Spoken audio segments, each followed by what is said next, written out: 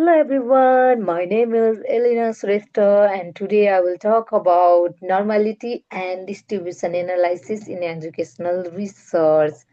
This is very important topic as it helps us to know if our data is healthy enough to test other standard test like ANOVA. Okay, let me begin with the basic things. The normal distribution is known as a Gaussian distributions. It is also called bell curve shape because it looks like a perfectly symmetrical bell curve shape and in perfectly symmetrical bell curve, mean, median, and mode all are equal and located at the exact peak as you can see in the figure. To check the normality of any data, we need two parameters, and one is mean, another is standard deviation. So mean help us to know about where the center is located, and standard deviation tell us how our data is spread or how our data is scattered. So for the standard deviation, if the value of standard deviation is less, that means our data is quite close to the mean. If we have a large number of standard deviation, that means our data is very scattered. Before doing any demonstration or checking normality, we need to know why it is really matter to us, why it is important. So um, it is really important for us to check the powerful tests such as t-test, ANOVA. We actually assume our data is normal, right? But if we check our normality of providing data, we can avoid the mistakes. Like seeing a result that is not really there or missing a result that is. Hmm. So, um, so to prevent the false positives, we need to do normality test, normality check. Okay, there are so many types of tests that help us to check normality distributions. Let me share about seven rules to check the normality. First one is general thumbs rule. General thumbs रुलले चाहिँ के भन्छ भने standard डेभिएसनलाई हामीले सिक्सले multiply गर्दाखेरि आउने value चाहिँ मिनको भ्यालुभन्दा कम छ भने चाहिँ प्रोभाइडेड डाटाहरू चाहिँ नर्मली डिस्ट्रिब्युट छ भन्छ। सेकेन्ड चाहिँ स्क्युनेस र कर्टोसिस हो। स्लाइडमा पनि मैले अहिले त्यही देखाइरहेको छु।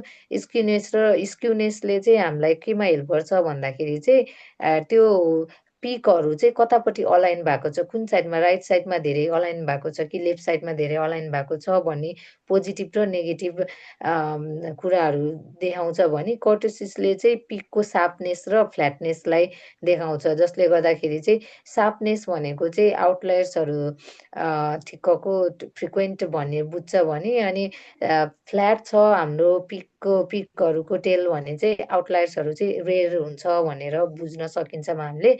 यो चाहिँ अहिले म डेमोन्स्ट्रेट पनि गर्छु। अरू भनेको के छ भने एउटा भिजुअलाइजेसन मेथड छ। भिजुअलाइजेसन मेथडमा जानुभन्दा अगाडि पहिला यो सिएलटी सेन्ट्रल लिमिट थ्योरम छ। यो चाहिँ सजिलो छ। यसले चाहिँ के भन्छ भने हाम्रो स्याम्पल साइज चाहिँ 30 भन्दा बढी छ भने चाहिँ हामीले नर्मेलिटी चेक गरिरहनु पर्दैन, नर्मलै हुन्छ डाटाहरू भन्छ। इभन त त्यो बेल कर्भ्स चाहिँ पर्फेक्ट छैन भने पनि यो थ्योरीले चाहिँ त्यस्तो भन्छ। यो भिजुअल इन्सपेक्सनमा तिनवटा टेस्ट गर्ने आइडियाहरू छ। एउटा हिस्टोग्राम टेस्ट छ, हामीले डेन्सिटी कर्भसम्म पनि गर्न सक्छौँ। अर्को क्युक्यु प्लट छ, एकदम इम्पोर्टेन्ट हुन्छ क्युक्यु प्लट। यसमा चाहिँ सबै डाटाहरू डायगोनल लाइनमा नै एलोकेट छ भने चाहिँ हामीले डाटा नर्मल छ भन्छौँ। हिस्टोग्राम कर्भमा चाहिँ के हुन्छ भने एउटा मात्र पिक छ भने, धेरै पिक छ भने चाहिँ त्यसलाई नर्मली डिस्ट्रिब्युट भन्दैनौँ। एउटा मात्र पिक छ अनि त्यो चाहिँ हेर्दाखेरि बेल कर्भ पनि देखिन्छ भने त्यो नर्मली डिस्ट्रिब्युटेड छ भन्छौँ। बक्स प्लटमा चाहिँ दुईटा व्हिस्लरहरूको बिचमा चाहिँ इक्वल डिस्ट्रिब्युसन हुनुपर्छ भन्छ क्या। रफली इक्वल डिस्ट्रिब्युसन हुनुपर्छ। इक्वल डिस्ट्रिब्युसन छ भने चाहिँ त्यसलाई हामी नर्मली डिस्ट्रिब्युटेड भन्छौँ। छैन भने चाहिँ नर्मली डिस्ट्रिब्युट छैन भनेर बुझ्न सक्छौँ है त।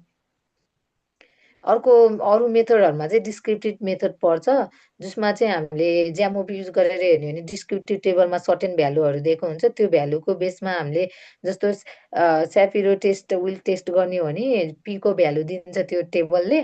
पीको भ्यालु 0.05 भन्दा धेरै छ भने चाहिँ डाटाहरू चाहिँ नर्मली डिस्ट्रिब्युट छ भनेर हामीले बुझ्न सक्छौँ। अर्को बक्स प्लटको कुरा भइहाल्यो, स्यापिरो विलको पनि भइहाल्यो। अहिले चाहिँ टाइम लिमिटले गर्दाखेरि चाहिँ म 3टा मात्र टेस्ट गरेर देखाउँछु। सुरुमा म त्यो यसमा जानुभन्दा नि अगाडि भिजुअलकै देखाउँछु है।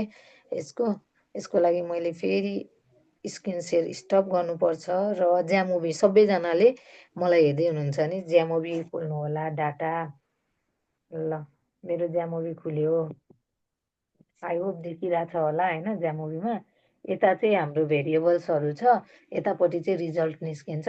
सबभन्दा पहिला ज्यामोबीमा आफ्नो डाटा ओपन गरिसकेपछि एक्सप्लोरेसनमा जाने, एक्सप्लोरेसनमा गइसकेपछि डिस्क्रिप्टिभमा जाने, डिस्क्रिप्टिभमा गइसकेपछि यो चाहिँ हाम्रो भेरिएबल्सहरू हो। यो भेरिएबल्सहरूलाई हामीले भेरिएबलमा हाल्ने र टेस्ट गर्ने। भेरिएबलमा हाल्नुभन्दा अगाडि यहाँ तल स्ट्याटिस्टिक्स र प्लट्स पनि छ। हामीले चाहिँ अहिले धेरै प्लट्सको युज गर्छौँ किनभने भिजुअल इन्सपेक्सन गर्न लगाएको भएर। अब लिगम रिसर्च स्कोरको लिगौँ है। रिसर्च स्कोरलाई यसरी भेरिएबल्समा राखिसकेपछि यहाँ देख्न सक्नुहुन्छ डिस्क्रिप्टिभ टेबल अलरेडी छ नि त। योबाट चाहिँ हामीले त्यो जेनरल थम्स रुलबाट हेर्ने हो भने चाहिँ स्ट्यान्डर्ड डेभिएसनको भ्यालु पनि छ, मिनको भ्यालु पनि छ। अब यो स्ट्यान्डर्ड डेभिएसनको 19.2लाई 6ले मल्टिप्लाई गर्दाखेरि आउने भ्यालु चाहिँ 49.9 भन्दा लेस छ भने चाहिँ त्यो नर्मल्ली डिस्ट्रिब्युटेड हुन्छ भनेर भनिन्छ। त्यसमा अहिले हामी जाँदैनौँ, अहिले सिम्पल 3टा टेस्टमा जाँदैछौँ। यो अहिले भेरिएबल रिसर्च स्कोर लिएको छौँ। प्लट सेक्सनमा जाने, प्लट सेक्सनमा गएर फर्स्टमा हिस्टोग्राम विथ डेन्सिटी कर्भमा जाउँ। यसमा यो इमेजलाई हेरेर हामीले नर्मालिटी छ छैन चेक गर्ने है त। यसमा हेर्ने हो भने हामीले एउटा मात्र पिक देखेका छौँ। If there are two different peaks, that means the data is not normally distributed. But in this case, we have just one peak. That means research score, data of research score is normally distributed and it is ready for the another standardization test. एउटा टेस्टले यो भन्यो है। यसलाई हामीले descriptive मेथडमा पनि लेख्नुपर्छ। सेकेन्डमा जान्छौँ हामी क्यु प्लट, क्वान्टाइल प्लट भन्छ यसलाई। यसमा क्लिक गरिसकेपछि यता तल आएको होला। जति पनि रिसर्च स्कोरको डाटाहरू छ नि त्यो चाहिँ यो डायगोनल लाइनमा एलोकेटेड भएको छ भने चाहिँ नर्मली डिस्ट्रिब्युटेड हो। अहिले हामीले यहाँ हेरिरहेको इमेजमा म्याक्सिमम डाटाहरू चाहिँ डायगोनल लाइनमा परेको छ। That's why we can say that research score is normally distributed on the basis of Q plot भन्न सक्छौँ। अब अर्को तेस्रोमा जाने बक्स प्लट। बक्स प्लटमा हेर्ने हो भने चाहिँ बक्स प्लटले चाहिँ अर्को आउटलायर्सहरू पनि कतिको छ भनेर चेक गर्नलाई हेल्प गर्छ है। यो बक्स प्लट हो। यसमा दुईटा उयसले यो बिचको थिक ब्ल्याक बोल्ड लाइनले चाहिँ मेडियन हो। त्यो मेडियन चाहिँ बिचमा पर्यो भने दुईटै साइडमा इक्वेली रफली इक्वेली डिस्ट्रिब्युट छ भने हामीले डाटा चाहिँ नर्मली डिस्ट्रिब्युटेड छ भन्ने हो। अहिले चाहिँ just we can see that it is almost equally distributed but exactly छैन, तलको साइडमा अलिकति धेरै बढी छ। तर यसलाई हामीले ओभरअल हेर्ने हो भने चाहिँ कन्सिडर गर्न सक्छौँ यो चाहिँ नर्मली डिस्ट्रिब्युटेड छ भनेर।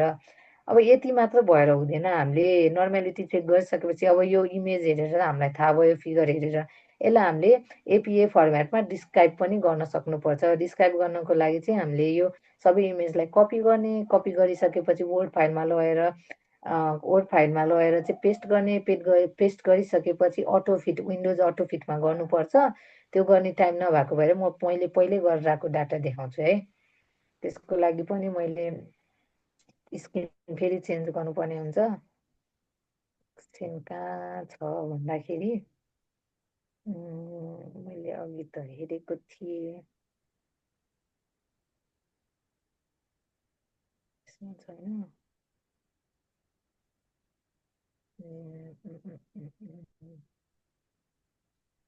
मैले यसमा डिस्क्रिप्सन लेखेको ठ्याक्क भेटिनँ अनि टाइम पनि सकेको भएर म डिस्क्रिप्सन लेखेको लिङ्क चाहिँ तल लिङ्कमा राखिदिन्छु, तपाईँहरूले त्यसमा हेर्न सक्नुहुन्छ है त। अहिले चाहिँ हामी फेरि ब्याक टु स्लाइडमै जाऊँ। अब अहिले भर्खर हामीले डेमोन्स्ट्रेट गरेको चाहिँ यो 3टा डाटा हो। हिस्टोग्राम पनि हेऱ्यौँ त्यसमा होइन। त्यसपछि क्यु प्लट हेऱ्यौँ, बक्स प्लट हेऱ्यौँ। अब यति गर्दा नर्मल आए चाहिँ ठिकै छ, डाटा नर्मली डिस्ट्रिब्युट छ भने ठिक छ है। यो मैले सर र स्क्युनेस र कर्टोसिसको डिफ्रेन्स कस्तो देखिन्छ भनेर स्लाइडमा राखिदिएको हो। यो स्लाइड हेरेर नै बुझ्न सकिन्छ। अब यसमा चाहिँ के छ भने अब नर्मल्ली डिस्ट्रिब्युटेड छ भने त ठिक छ, टेस्ट गर्नलाई रेडी भयो प्यारामेट्रिक टेस्ट गर्नलाई।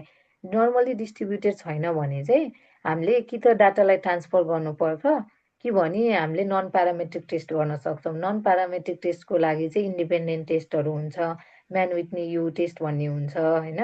त्यसपछि एनोभाको पनि अर्को क्रुस्कल वालिजहरू टेस्टहरू चाहिँ गर्न सकिन्छ। आज सिकाउन खोजेको चाहिँ मैले यति नै हो। आई होप हेल्पफुल भयो होला। मैले बोल्दा चाँडै चाँडै भएको छ भने चाहिँ तपाईँहरूले चाहिँ यसलाई स्लो गरेर हेर्न पनि सक्नुहुन्छ। फाइनल भन्दाखेरि चाहिँ के भन्छु भने मलाई नर्मल्ली डिस्ट्रिब्युट चेक गरिसकेपछि चाहिँ हामीलाई डिसिजन लिनको लागि चाहिँ सजिलो हुन्छ कुन टेस्ट गर्ने कुन टेस्ट नगर्ने भनेर।